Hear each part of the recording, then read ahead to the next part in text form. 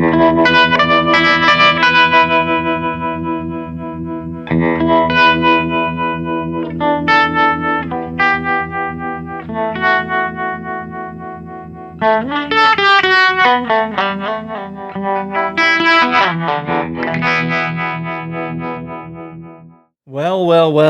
we are back here with the 6G4 Super, and I was really hoping this wouldn't be the case. I thought we had it all solved, but boy, was I wrong. So last video, I ended basically saying that you're probably not going to see this amp again unless I, discover another major issue. And once you know it, the bias issue is still here. So even after replacing the Astrons, we still have a bias issue. I had the amp off to the side running as kind of a burn-in long-term test. Bias probe hooked up so I could just keep an eye on it. Off to the side, I looked over about an hour. It was fine. About hour and a half, 2 hours in, the bias jumped from 65% to about 85% plate dissipation. So it was rising. Still nowhere near red plating, but obviously an issue is still there. Now, we assumed, and I think fairly assumed, it was the Astrons possibly leaking these two specifically, leaking DC on this side, which was affecting the bias feed to the tubes, and it had to have been a fairly small amount for it to, because it took so long to show itself, right? Well, maybe so, maybe not. Maybe the Astrons were fine in the end, and they were not the problem, or maybe they were a small piece of the problem or a big piece of the problem, but they were, the only thing I can say for sure is they were not the only contributor to that. If they were a contributor at all, they weren't the only contributor. There's something else affecting the bias. So with that being said, there's a lot of discussion here, and I actually just did a whole intro already, but it was like 12 minutes long. So if you're seeing this, I just thought it was too long, and I'm going to speak a bit quicker in a bit less detailed. We got kind of three sections to look at: tube sockets, this area right here, in the bias board. The bias board has been all gone through: new cap, new resistor, new trim pot. This resistor tests fine. This diode is original. So this is the only original piece here. We will replace this diode just to be safe, but I'm fairly confident it's not here because it seemed like the bias voltage was pretty stable at the feed area versus here at the grids. Now, I don't remember off the top of my head if I really checked here when it was off the rails here. So I could be off base, in which case, no problem. We'll just redo all of this, and maybe we got a bad cap or something. But my guess is this is probably fine. Regardless, we'll swap that diode just to be safe. So that's thing one. Thing two, this bias feed goes here to this eyelet right here. This is high voltage right here. This is your negative bias voltage. Very close to each other. So there's a chance there's some high voltage creeping its way through the board over here to the negative bias, and it's throwing it off, and it's just taking a long time for it to really affect it. That's a possible issue. We're going to test that. No tubes in it. We'll disconnect this wire right here. That way this eyelet is essentially inert. And if we see any voltage here, that means that we're seeing voltage move from here to here, and we know there's some leakiness, or sorry, some conductivity in the board. Now you'll notice the board has got kind of this, just like it's like graying in areas. That's because it's already been dried out from isopropyl applications. And yeah, this area specifically, I know for a fact has been cleaned multiple times because I know that's a problem area. And I cleaned it, many times, both when I had the amp originally as well as when I had it, a few days ago before I did the test and discovered the issue is still there. So I'm not sure. If it is, it's very stubborn, but that's a test. The other possibility could be something with the tube sockets, maybe the socket itself. I've never run into that before, but evidently you can have carbon buildup with the tube sockets and voltage getting from a neighboring pin, and you've got, again, high voltage here and at the plates, and then you've got the voltage at the screens, and you've got the negative bias voltage at the grids right here and here. So there's a potential that voltage is creeping over through the tube socket a little bit, but over time it compounds.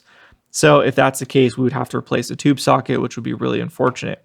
So in order of steps here, diode first, then we'll check this. And then if both of those check out and we're still having an issue, then it's probably the tube socket. The only other kind of thing to mention is the tubes. I've been only using the owner's vintage 5881s after I swapped the Astrons, so I've not experienced the issue with my own 5881. So if there's something going on with the tubes, maybe that could be the case, in which case using my own tubes will show that. But once we fixed what I thought at least was a fix for the red plating, we've just been using the owner's tubes to confirm it's all good to go. So that's the only other thing I can think of. This is all pretty new to me. I've never seen or read anything really like this before. So good learning experience for me. You know, maybe the Astrons weren't totally bunk, but still a good practice to remove them anyways. You know, they're not trustworthy regardless. So that's where we're at. Let's go ahead and get some work done and hopefully solve this.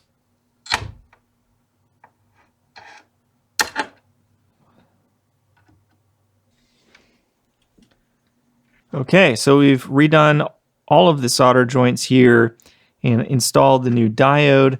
So that should solve anything going on here that is short of a component failure like the cap in here. If the cap, which is a brand new cap, but if the cap has an issue, then this obviously won't solve it. But overall, I feel good about this. So let's go ahead and move on.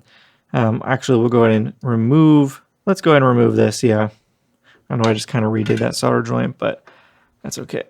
Negative voltage here, which we are, negative 57. Okay, so everything looks good there. So we can go back here, and then to get any voltage there, we'll need to plug in the rectifier tube. All right, so we've got the variac turned up to about 85 volts AC. We don't need full voltage to test this. And obviously, we've got this connection for the bias feed going here, disconnected. And we're showing at the grid with no bias feed connected. We're showing at the grid positive 3.6 volts right here on this tube socket. Let's see the other tube socket. Now this one's showing 3.5 volts. What the hell? So they're both showing 3.5 volts. Okay, so to me, my thoughts initially are that if both tube sockets are both showing the same 3.5 volts, we'll just use this one to confirm, then it's not the tube sockets. What I'm missing is where the 3.5 volts are coming from.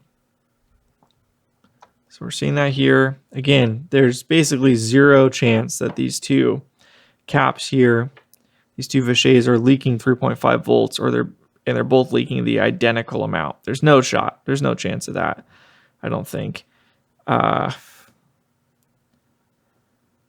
So the question I'm still left with is, if that's the case, it's not the caps, if it's not the tube sockets, I should be seeing 3.5 volts, somewhere around the eyelet, right?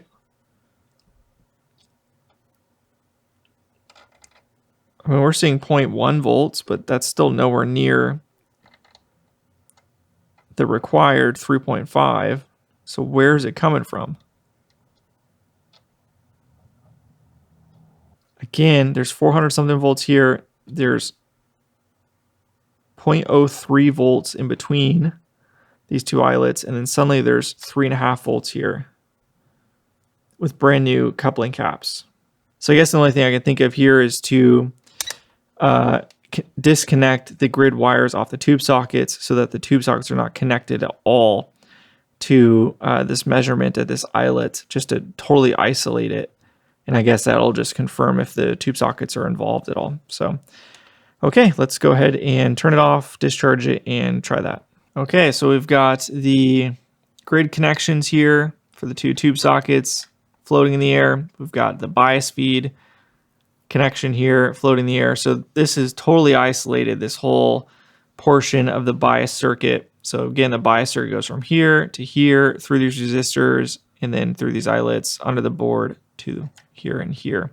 So this should tell us pretty clearly whether it is something in this area or it's the tube sockets. So let's go ahead and give it some more power. We'll turn it back on, 3.5 volts. So we're right back to where we started basically. So with that, my conclusion is it has to be, again, it has to be something in here. So what we could do is lift up these coupling caps, float them in the air to prove that they're not leaking. I mean, the chances of two brand new Fichet caps leaking, I have to imagine is 0. So it's got to be just some conductivity in the board there. There's really no other explanation I can think of. Unless I'm missing something here, guys, but I'm not sure I am. At least I'm fairly happy with the test results giving us some clear picture that it's not the tube sockets. So that that crisis has been averted. And this shows, again, the danger. So this amp is turned off. There's no power going to it. And it's got 360 volts DC right there. So let's go and discharge that. So we can see we got high voltage in the 350 range. On this side we should see none. And you can see we see none. It's a little erratic because you have it floating in the air. The 1 meg helps with that, but it's not perfect. So we can see it's basically none. So that's good. Now if I show this one with no 1 meg connected to it, you'll see it bounce around all over the place. And then once I connect the 1 meg to it, that'll get us a clearer reading. You can see it's got none as well. So the caps are totally fine. So it's not the caps. Well, boys, I think I'm going to end here tonight. It's 1 a.m. I need to think about this a bit further, but I'm a bit stumped. The only conclusion I can come to is there's got to be some conductivity in the board. It's the only thing I can think of, but I'm not finding the place of where it is happening. If we're seeing 3.5 volts on that side, we should be seeing it somewhere here. Look, we're getting 0 volts. 0 volts. 0.1 volt, not enough. 0.1 volt, not enough.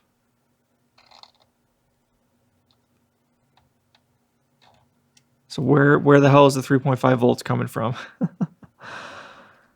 Okay. All right. Well, we're going to call it a night and pick this up in the morning. Fun stuff.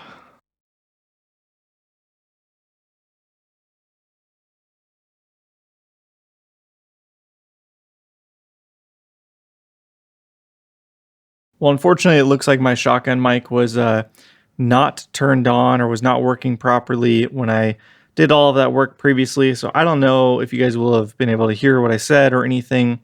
But long story short, you guys saw the visuals. We're still getting voltage here. I've done a ton of rounds of cleaning, heating, isopropyl, naphtha, heating, rinse, repeat. Specifically at this eyelet, I'm measuring right now. This wire is going under the board and connected right here. There's no voltage in the amplifier right now. I can show you. There's nothing, 1.2 volts in the amp right now. And somehow this wire or this eyelet is holding on to 4.2 volts. How that's possible, I don't really know. Yeah, I don't know. I'm pretty confused by that. I mean, the chance that the wire itself, the insulation doesn't seem to have any. So I don't know, I've never heard of that before. I've never run into that before, especially to this degree. So I'm not really sure, to be honest. Maybe, I'm hoping, let's go ahead and turn it on and see. I'm hoping that maybe this is all we see and it doesn't climb up to 7 volts or whatever like it was before. After we've cleaned it so many times, I did screw in the board back in through the chassis, or through the bottom board to the chassis. So this is kind of the real world test here. So we'll go ahead and flick on the Variac where it's set to very low voltage, 80 volts AC. So we'll go ahead and turn it on. See if we're getting any voltage at that eyelet. We'll start here just to show that we're getting voltage to the amp. Give it a sec to warm up. All right, high voltage coming in.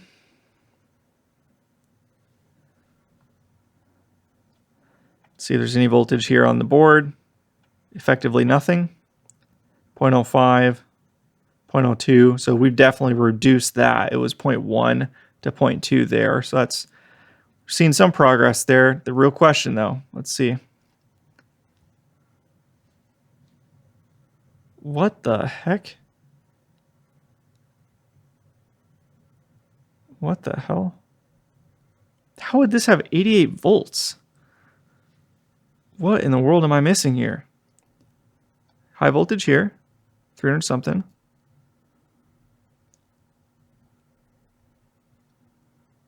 There's nothing connected here. This eyelet goes to nothing but this wire. Suddenly there's 85 volts DC on that.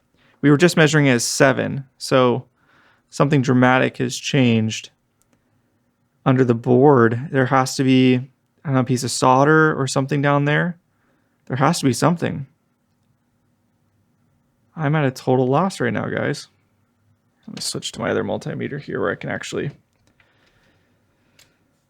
use a pointed tip.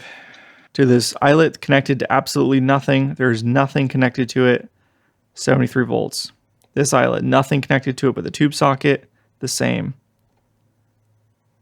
The same. The board itself, effectively nothing. What the hell is going on here?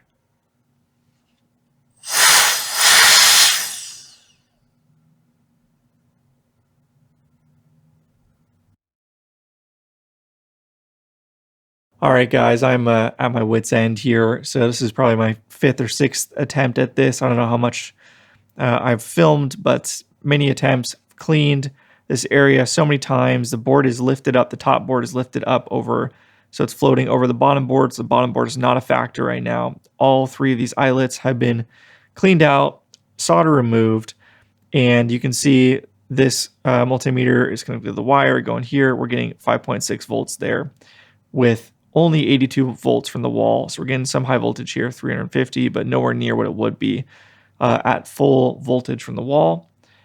Somehow there's 5.6 volts. Where is that coming from? The only place it can come from is this eyelet, because that's the only place of high voltage around it. But if we go to the board, you can see we're only getting 0.02 volts, 0.2 volts, 0.1 volt, no volts. So there's no 5.5 volts here that we're seeing on the board. This is not, so there's something going on. I've already looked under the board. As far as I can tell, lifting it up, I don't see anything under it. There's nothing, no, errant solder or anything that I can see.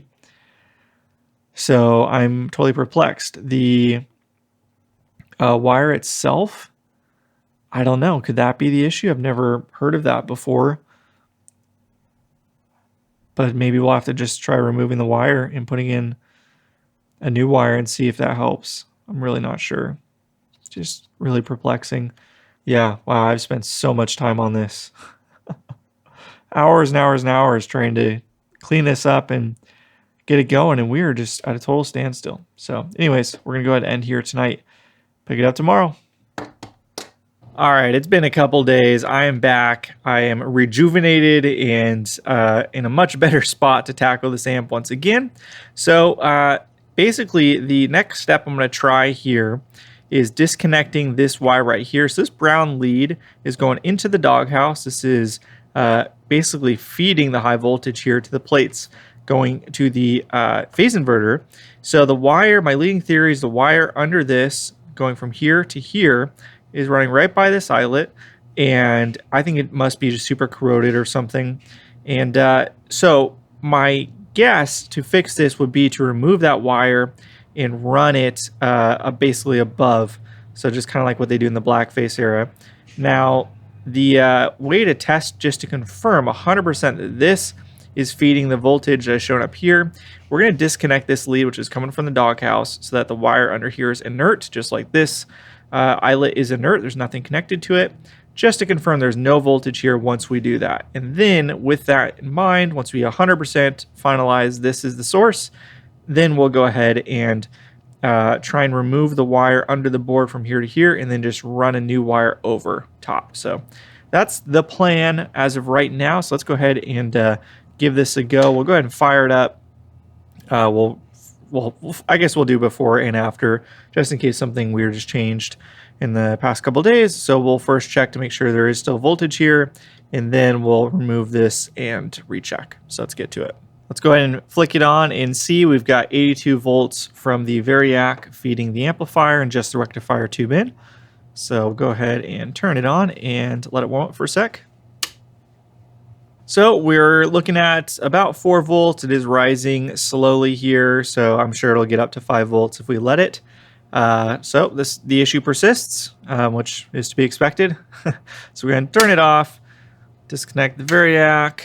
We will remove the high voltage, just to once again demonstrate how dangerous it is. We got 348 volts. The amp is off. There's no power to it right now. So incredibly important that you do what I'm doing here and drain the caps. So we'll go ahead and just disconnect this brown wire. We'll keep this here just to keep draining it. So we'll just go and grab our soldering iron and disconnect that brown wire real quick. Confirm the hypothesis, and then we'll know what we need to do. Cool. So that wire is going to have high voltage on it. So we just want that not touching anything. Just kind of floating in the air is fine. So we can kind of get it even up and higher out of the way of everything. I'll give it some power again, and we'll see what happens here.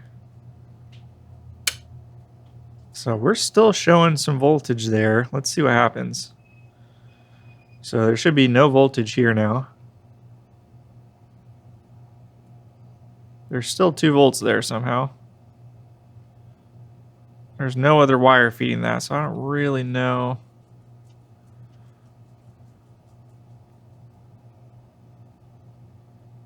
So there's high voltage here. So I guess this is going through the board over to here. Just going to here, which means this and this should be the same, about 2 volts, if they're affecting each other. It is. Okay, this feels fairly conclusive to me. Let me grab my non-conductive stick here. This feels fairly conclusive to me. So the board is still has conductivity here. This is high voltage now. This is not high voltage. This is not high voltage. So what's happening is that there's still some high voltage getting to this eyelet. So even though it's unplugged right here, this specific wire is very high voltage, 300 plus volts. With that disconnected, there's still some leakiness, or I guess just some electricity getting from here to here, which is affecting this, which is then connecting a wire here to here.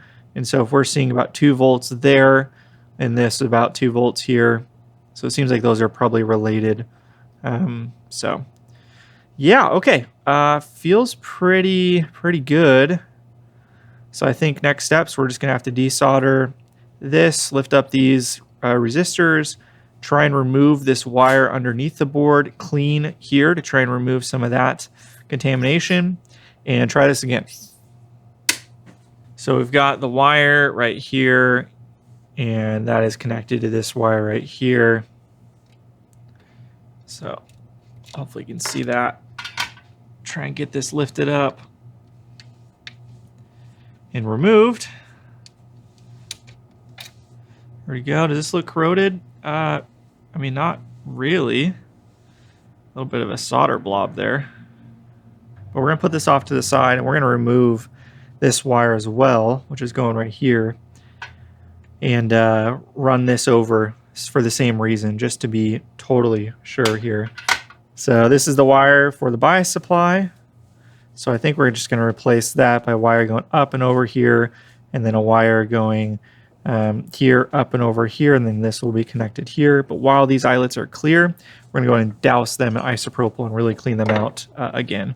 So basically, I'm just dousing in isopropyl and then putting my soldering iron right on the eyelet, nothing connected to it, so there's no fear of damaging anything, and just letting the heat spread out through the board, driving the isopropyl out to the sides.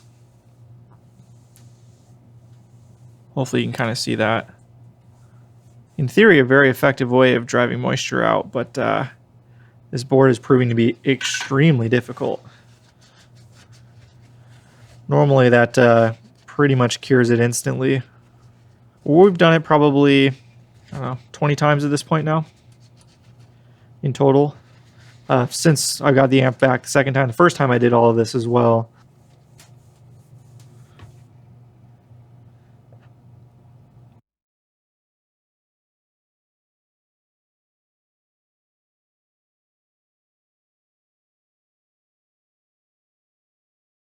I do not understand at all. So the leads under the board have been removed. There's your bias supply, not connected. There's nothing connected here. The only connection from here to the high voltage is through this wire. Still getting 1.8 volts. Should be 0. And it's like not even consistent too. It's like 1.7, 1.8, 1.9, 1.8, 1.7, 1.9, 1.8, 2, 2.3, 2.5. Still 82 volts from the wall. So I have no idea. All right, we are back here with the 6G4 Super, and I have spent a considerable amount of time thoroughly cleaning as best as I can this entire area of the board. As you can see, I've completely depopulated it, and multiple passes with isopropyl, with naphtha, with the heat gun, with the soldering iron. I cleaned under the board as well, to really just kind of get as much out of the way as possible. I'm not sure there's anything more I could do, to be honest. I have cleaned this. I've spent literally hours cleaning this over the span of multiple days. And yeah, so let's go ahead and start putting some parts back together and see where we're at. Fingers crossed. Status update. We've reinstalled all of the components after doing one last clean through.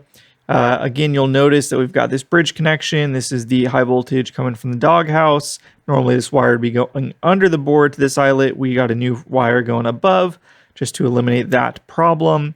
And then from the bias feed, we've got it floating in the air here, as you can see. So this is the negative bias for the power tubes. We will not be connecting power tubes to the amplifier.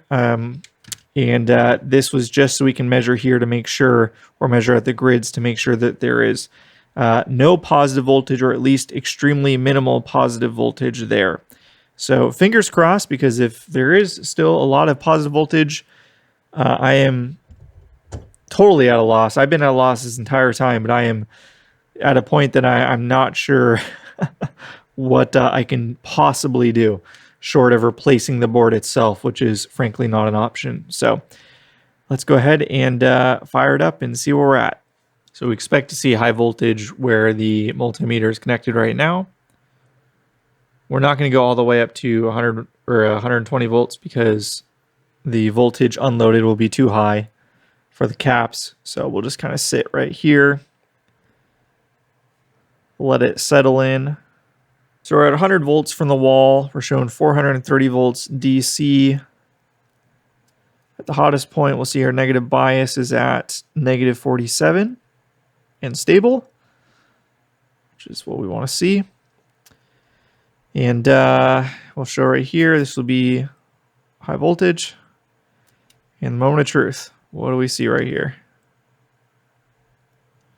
Let the multimeter settle. Come on, baby. Come on. Come on. Come on.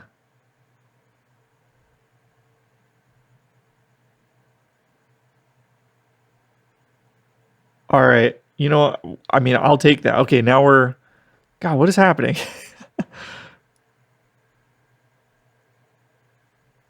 I'm not sure if it's my multimeter freaking out or what, but we're under a volt. So we have made significant progress here. It is bouncing all around, but it could just be just by the nature of how my multimeter is reading it. Let's see at the grid itself.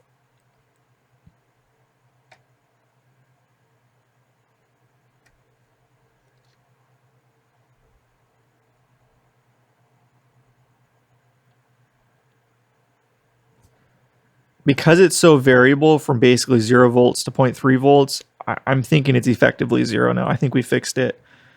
Oh, gosh. Man, the amount of work I've put into this. That makes me so happy to see. Should be about the same. Yeah. So it looks like we're just kind of dealing with a max of 0.3 volts and a low of effectively 0, which is, I'm calling good. So next steps, we'll reconnect the bias feed wire, go into that eyelet right there, and then we'll just have to plug in some tubes and let it sit for a couple hours, because that's how long it took in the past to really get the bias thrown off, and see what happens. I think we'll load it up with my own set of tubes just to fully confirm, just because the amount of time it takes to test this, multiple hours watching the amp. I just don't have, I can't just sit around for forever. So I think we'll put in a known good pair of tubes, test it with that, and that'll be kind of our basis. So if we see a bias issue with those, then we know it's something else that we're totally missing. Maybe there's a red herring we've been focusing on, and if it seems fine, then the issue, if there were to ever be another issue, would have to be tube related. So, okay. It's far too late to do that test tonight, so we'll have to do that tomorrow, and I can sit around and watch the amp for a couple hours. But yeah, I guess we'll get to it tomorrow. Back here with the amp, now loaded with the vintage 5881s. The owner provided the same exact tubes and the exact same sockets that were showing the issues before. Specifically, this tube socket, if you remember, was seemingly the main problem one. And yeah, everything is exactly the same as it was before. I took some measurements and took a photo after the amp had been on for a couple minutes. So you can see the time there, 7:28. It is now 9 p.m. if you can see that. So we're about an hour and a half timeline. You can see the results there. 33.5 milliamps, and then -50 for the bias voltage, -50.36. So let's keep those numbers in mind. 33.5 and -50.36. It's been an hour and a half. Let's check this first. And it looks like we're basically the same. It was -50.36. We're now at -50.13. And then we'll check the bias probe here. So it was 33.5, and we're seeing 33.3, 33.2. So that's looking good. We can also check the plate voltage, which I would guess is probably about the same. 460 versus 457. So all within what I would call the margin of error, especially with wall voltage shifting a little bit over time. But it's seeming completely fine right now, which is great. We'll let it run for probably another, maybe another hour, just to be completely sure, top to bottom. And then I think we're good to go. And finally get this amp back to the owner, and yeah, not have to worry about any issues. He should be good to go for a long, long time. So anyways, happy with this. We'll come back in about an hour. Moment of truth. So it's now 10:30, which means the amp has been on for 3 hours since we took our first measurement. And we're going to go ahead and see where we're at. Pretty confident, but we'll confirm here.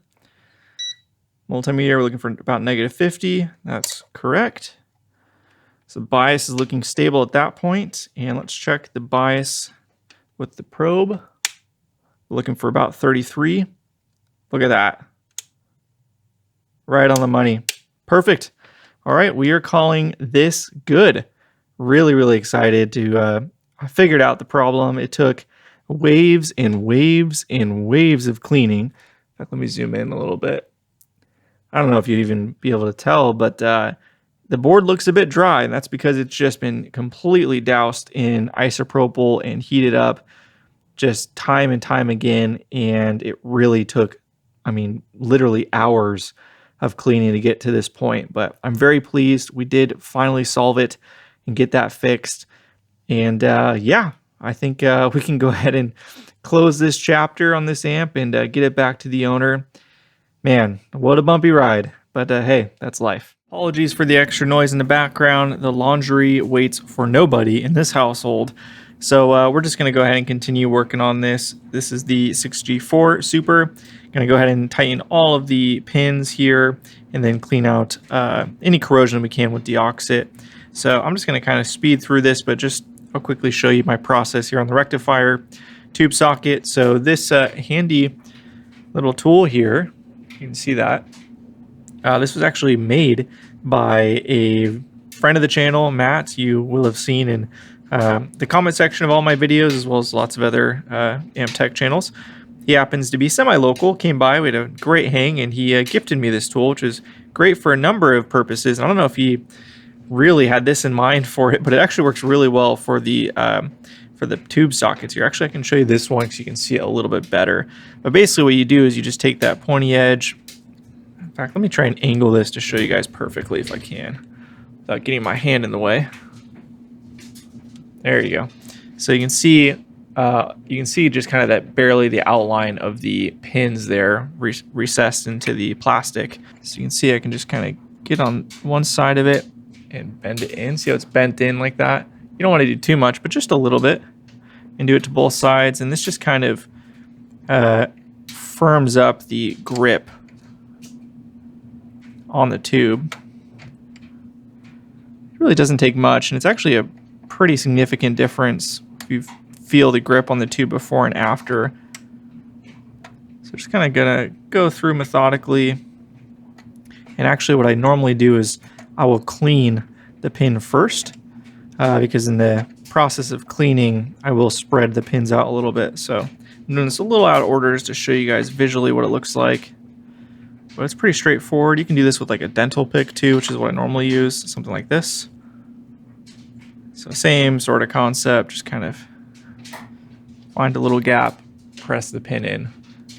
So yeah, I'm going to go ahead and speed through that. But before I get to that with the other ones, I'm just going to show there's a lot of different ways you can clean these pins. One way that a buddy mentioned to me, which was actually brilliant, and I'm not sure who came up with this or if this is just a well-known thing or not, but he mentioned if you cut the end of a Q-tip here, it kind of fits perfectly in these bigger octal sockets, and it's also a great thing because it shows you all the corrosion. So let me zoom out a little bit.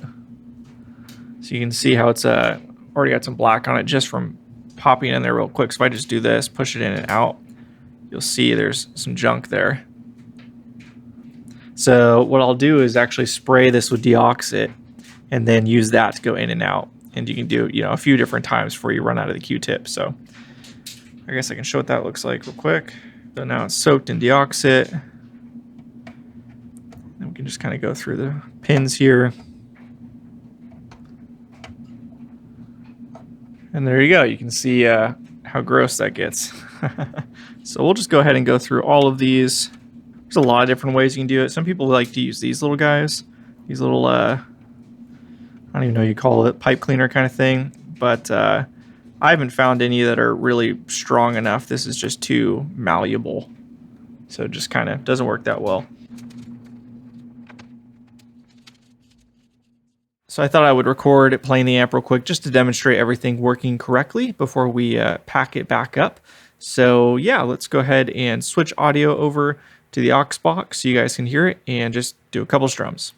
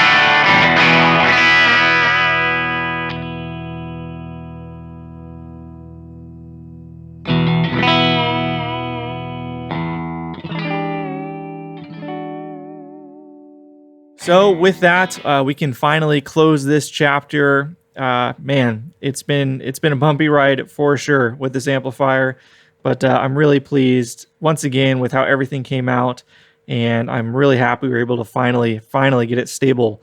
It was just, I've never experienced any amp like this that had so many issues, that took so much work to get stable. I've seen, boards be conductive, but I've never seen them hold on like this one did. So first for everything, a good learning experience for me. A massive bummer it had to come back to me in the first place. The Astrons, whether they were good or bad, honestly, it wouldn't have mattered because the board itself was causing problems, but the Astrons, again, certainly wouldn't have helped. In the long run, it's, this is what needed to happen regardless. So it should be good to go for the foreseeable future. It's been tested and tested and tested, and I'm feeling very confident in it. So, we'll go ahead and end here. And I hope you enjoy this amp for a long time, Scott, and I hope it serves you well for decades to come. All right, see ya.